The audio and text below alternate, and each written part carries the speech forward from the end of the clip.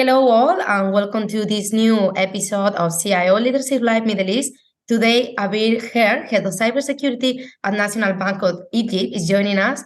Hello, Abir. Thank you so much for your time. Hello, Andrea. It's a pleasure to be with you today and with the CIO Middle East community. Thank you for that. Well, Abir, I think that you don't really need a presentation. Everyone in the region knows you because you are really involved in the community. You are also co-founder of Women in Cybersecurity in the Middle East. Every time there is a cybersecurity event, you are there. But now that we have the opportunity to have you here with us, we want to know more about you. Why did you decide to work in cybersecurity? Thank you so much, Andrea, for this introduction. As you mentioned, I'm the head of cybersecurity for the National Bank of Egypt. I also chair the cybersecurity committee at the Federation of Egyptian Banks. And I have been in the field for quite some time. I will not say how many years, but I've been in technology and cybersecurity and also IT assurance for several years. So I started with working as IT administrator long back at the times. And then I joined one of the big four firms to work in IT assurance services and also IT risk assurance. And then also in consulting for cybersecurity. And then I joined the bank, National Bank of Egypt, to start the cybersecurity function and lead the cyber strategy and cybersecurity program for the bank. I think the field of cyber is a challenging one, but yet a very rewarding one. And that's what has attracted me to join this field and what has motivated me to stay in it. You know, despite the many challenges, yet there are rewards. The rewards that you feel whenever you know that you are protecting your customer information, your customers' data and money, actually. So this is a huge sense of responsibility. It gives you a huge sense of responsibility, and also it feels satisfying and rewarding to know that you are contributing in creating a secure environment for the customers to transact and to continue their trust in the institution that they have put their money and trust in. So well, this is very sensitive data, as you say. It's challenging, it's rewarding, but we all know for sure that cybersecurity has changed and technology for the last few years, especially with the pandemic. What is the current state of cyber threat landscape across the banking industry? It is, as evolving as ever. I have been following the recent and reading the recent report that was issued by the World Economic Forum for the outlook of cybersecurity in 2023 and the main threats that we can expect. And of course, due to the volatile geopolitical situation, especially post the Russian-Ukraine war and other geopolitical changes taking place around us globally, that many experts at Davos believe that there is a cyber storm that is gathering, or a major global cyber event that may take place within the coming 2 years. And that they have called for, preparedness, cyber readiness, and cyber readiness and collaboration and coordination at a global level. Of course, the banking industry, while not the primary target in such an expected global cybersecurity incident, yet they are, of course, impacted. So the banking industry is, of course, impacted, even though it may not be the primary target. And not only because of these geopolitical changes, but also because of, the increase in supply chain attacks. And banks are, one of the primary industries impacted by supply chain attacks, because we have numerous either customer third parties or that are corporates and that we deal with and we serve, or third-party suppliers and vendors that may be victims to such supply chain attacks. And that's why banks really need to be more ready than ever, more resilient than ever, more collaborative in nature with other key stakeholders in the ecosystem. So we have to think beyond collaborating with similar banks. No, we have to collaborate with academia, with authorities, with all the players in the ecosystem of cybersecurity to ensure that we are elevating and maturing our cyber defenses and cyber response. And you know, the threats are not only related to, you know, the direct threats like ransomware attacks, malware attacks, the advanced cyber incidents, the expected sophisticated cyber attacks, but also with the use of new technologies. You know, with the evolving technology comes risks. We have seen how some applications for AI, like the ChatGPT, is unfortunately, in spite of all its very good use cases, it is unfortunately being used by hackers to create hacking tools, to recreate new and old strains of malware. And while this is not yet very sophisticated, but you never know, in the near future, such tools may be used by advanced threat actors to create even more advanced hacking tools. So we have to be on the alarm and on the guard for such risks. There is also the risk. We know that there is the new technology of quantum computing that is developing, yet it comes also with its risks, because it can break encryption algorithms that we currently use in our different applications, in our different systems. So the banking industry and other industries as well need to prepare for this and inventory all the all the applications and the different algorithms that they use for encryption, and be ready for when what they call the quantum safe encryption algorithms are released, so that we know how to implement and adopt them and deploy them. So threats are evolving, and as we've been discussing, the better and the wise way forward is to ensure our maturing resilience and ensure our cyber readiness and collaboration readiness and abilities with all stakeholders in the ecosystem. Everything that you have said when you were talking reminds me when I met you last year in Cairo at KAISEC, one of the biggest cybersecurity events in Egypt. I remember you say traditional banking is not the only option. I think we all know that. And I'm sorry, I'm going to quote you. You also say open banking is the future. There is no rule here to stop thinking about open banking. Like, we have no option. We need to offer services that keep us in the future. Abir, how do you develop new services fast and secure them in such a big environment with so many options? Yes, I think the secret here is, streamed communication between the business, the digital teams, IT, and cybersecurity teams. Because, business leaders now in every organization and in banks, of course, know that they own the risks. They know that they own the cyber risks. So it is in their best interest, actually, that the applications, the digital applications and services that we launch to customers are secure for them to use.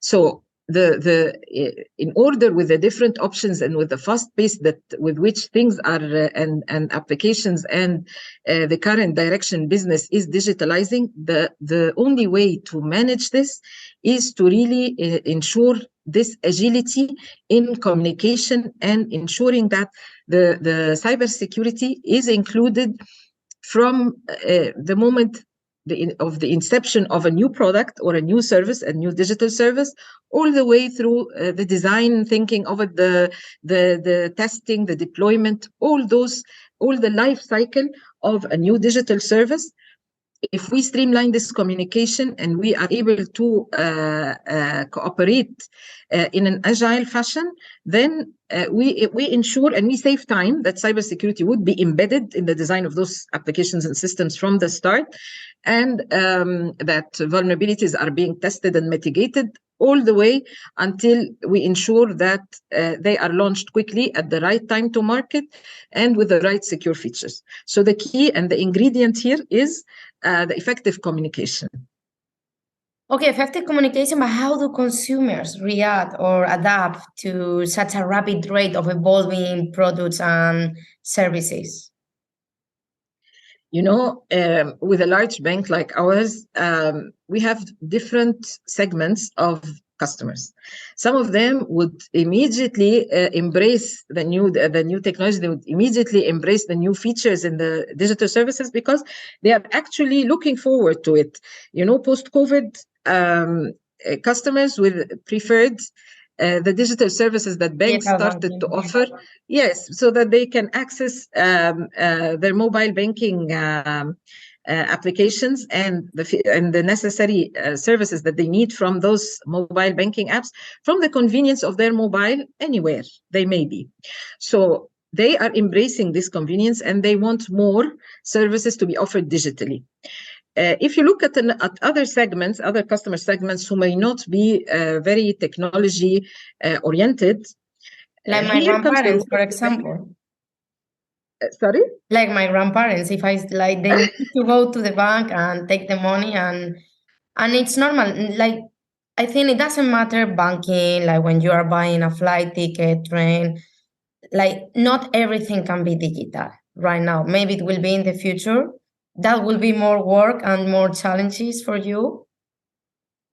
Yes. But not everything that, like traditional banking, it's gonna be there for now. Yes, it is still there to provide certain services.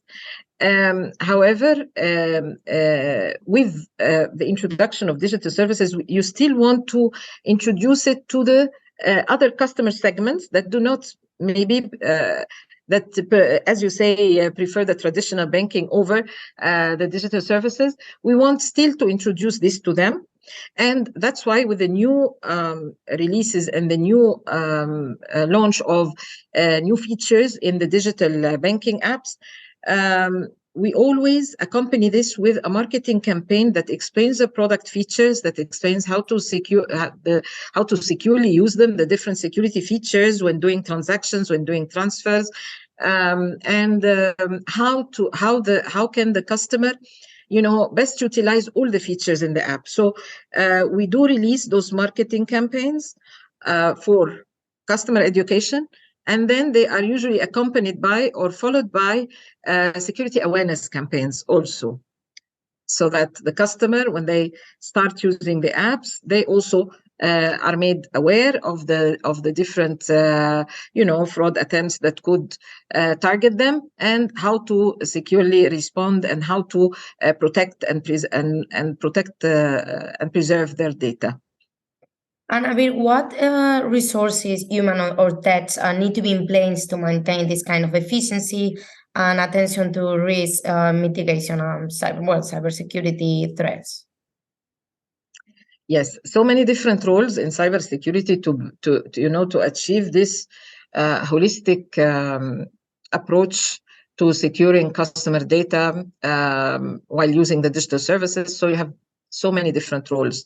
You have the technical roles that do the secure architecture design, that do the penetration testing, vulnerability assessments, incident response. You also have the security governance roles that oversee that all the controls are operating effectively, and that we are complying with the different standards, security standards and rules and regulations that govern the banking industry.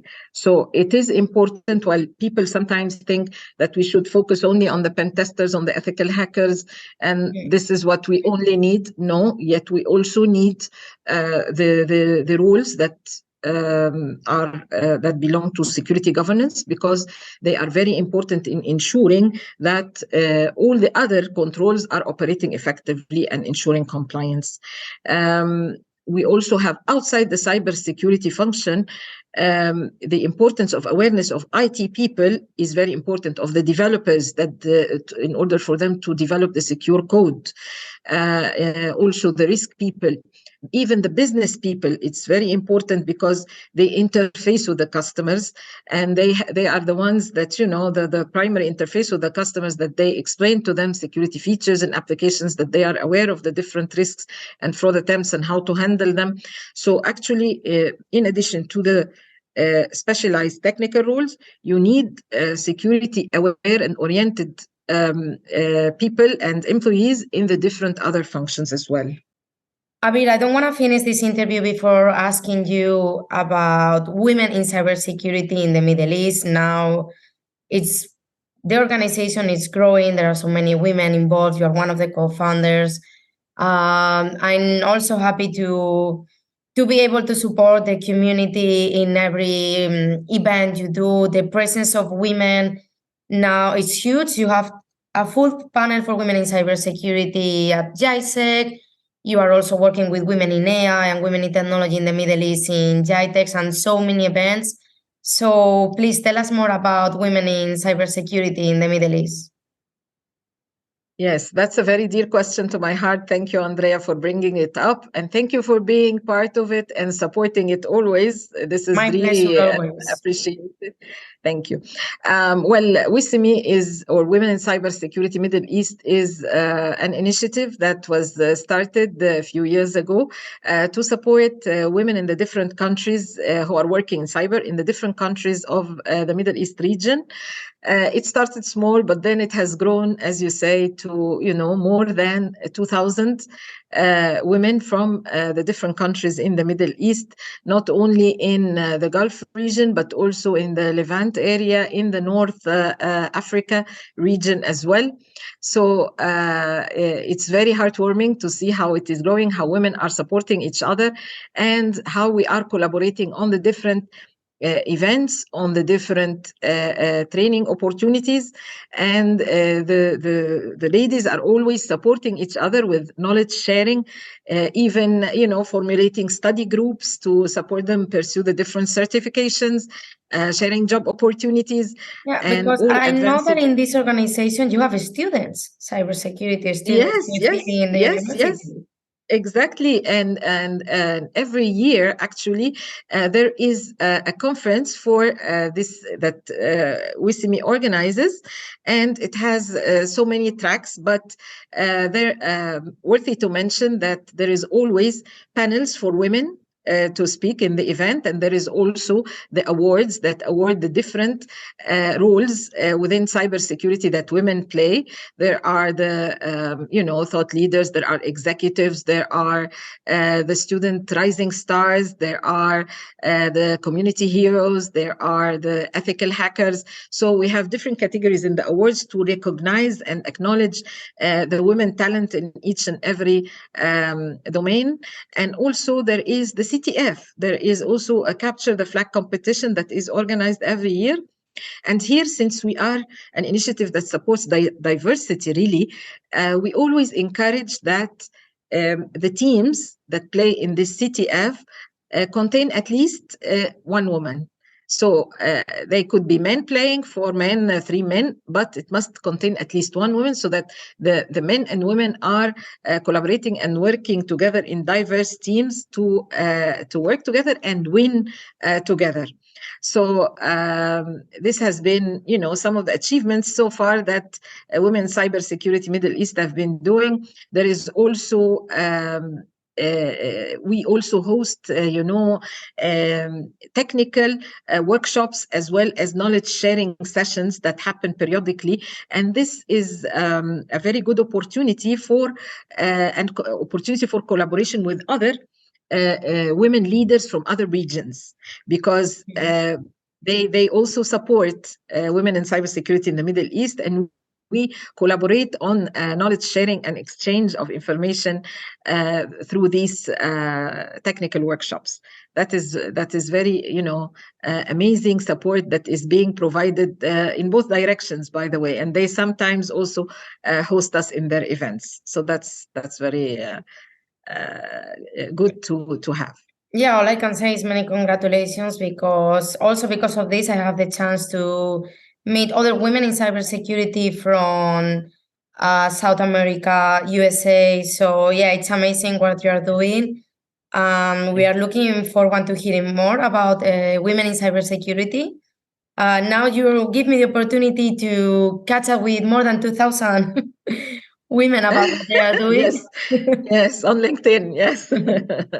So Yes. thank you so much, Abir. Thank you for sharing your knowledge with us and for your time. Thank you so much. Shukran. Thank you so much, Andrea, and see you in March in the Women Month. Thank you.